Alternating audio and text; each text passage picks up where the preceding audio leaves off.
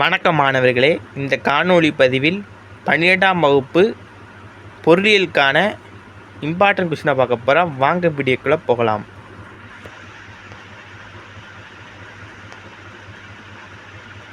Two mark top most important தான் பார்க்க போகிறோம். வாங்க. பேரியல் பொருளியலின் இலக்கணம் தருக. இந்த கூறி ரொம்ப இம்பார்ட்டன்ட். பணவீக்கம் என்ற பதத்தின் பொருள் யாது?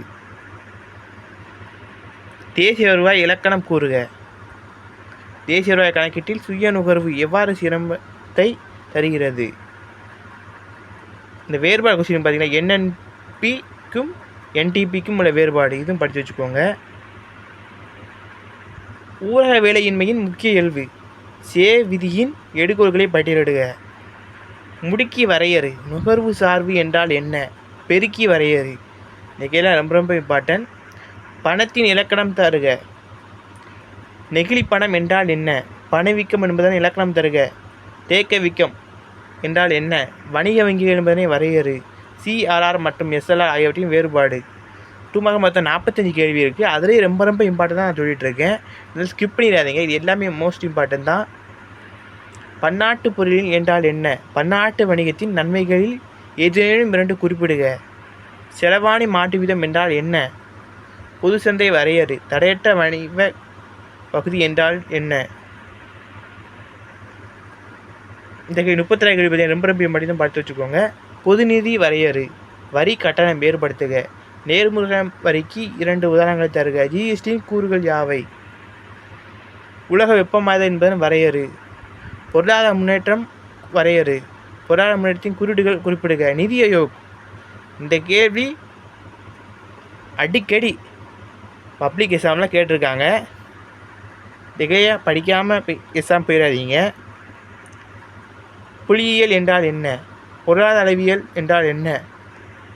அடுத்து 3 மார்க் ரொம்ப இம்பார்ட்டன் பார்த்திங்கன்னா பேரிய பொருளாதாரத்தின் முக்கியத்துவம். இந்த கேள்வி கட்டாயம் வரதுக்கு சான்ஸ் இருக்குது. அதனால் நல்லா பார்த்து வச்சுக்கோங்க. பொருளாதார அமைப்பின் வகைகளை குறிப்பிடுக. கலப்பு பொருளாதாரத்தின் முக்கிய அறிவுகளை எடுத்துக்காட்டுடன் எழுதுக. தனிநபர் வருமானத்திற்கும் செலவிடக்கூடிய வருமானத்திற்கும் வித்தியாசம் என்ன? தேசிய வருவாய் கணக்கீடு இருமுறை கணக்கீடு பிரச்சனைக்கு தீர்வு என்ன? தேசிய வருவாயின் பயன்பாடுகளை பட்டியலிடுக. ஜேபி சே விதியின் விளைவுகளை பற்றி குறிப்புரைக. இந்த கேள்வி கண்டிப்பாக பப்ளிக் எக்ஸாம் கேட்க சான்ஸ் இருக்குது. கீன்ஸின் கோட்பாட்டை தொடர் வரைபடம் மூலம் விளக்குக. 11th பொறுத்த வரைக்கும் எக்கனாமிக்ஸ் ஓரளவுக்கு டஃப்பாக தான் இருக்கும். 12th அப்படி இருக்காதான் நான் நினைக்கிறேன்.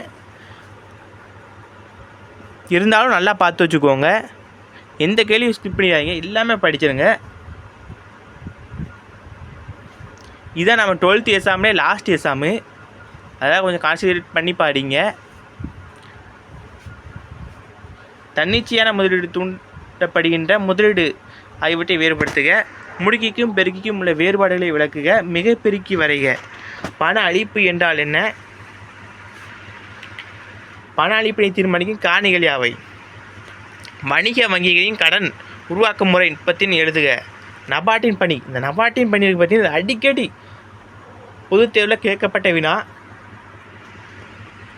இதெல்லாம் பார்த்து வச்சுக்கோங்க. பண மதிப்பு நீக்கத்தின் நோக்கங்களை குறிப்பிடுக. பன்னாட்டு வணிக தொன்மை கோட்பாட்டிற்கும் புதிய கோட்பாட்டிற்கும் இடையான வேறுபாடு. இந்த வேறுபாடு வச்சு தான் நல்லா பார்த்து வச்சுக்கோங்க. அடிக்கடி கேட்கறதுக்கு சான்ஸ் அதிகமாக இருக்குது. சார்க்கின் பணிகளை சுருக்கமாக கூறுக. சார்க் பற்றி அந்த கொஸ்டின் அடிக்கடி கேட்டிருக்காங்க. ஆசியான் அமைப்பில் சாதனையை பட்டியலிடுக. வரி விதிப்பு விதிகளை விவரிக்க. கழிவுகள் என்பதன் பொருள் தருக. இந்தியாவில் பொருளாதார திட்டமிடலில் பரிணாம வளர்ச்சி மதிப்பிடுக. நிதி ஆயோக்கின் பணிகள்.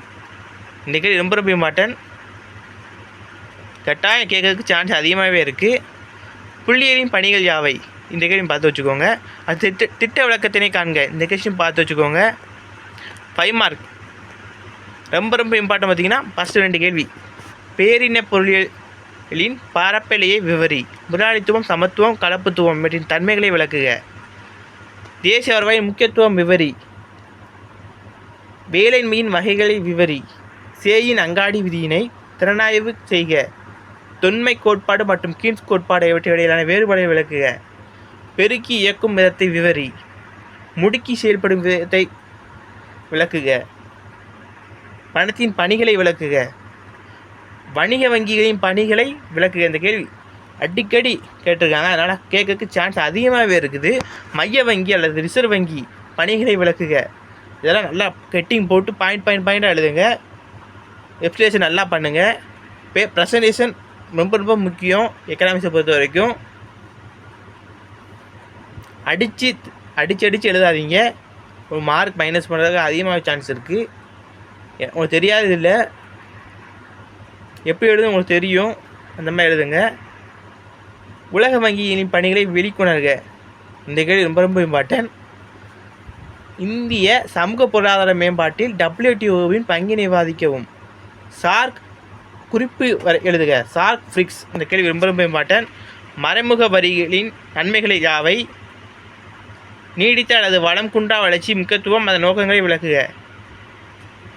இந்த கேள்வி ரொம்ப ரொம்ப இம்பார்ட்டன்ட்.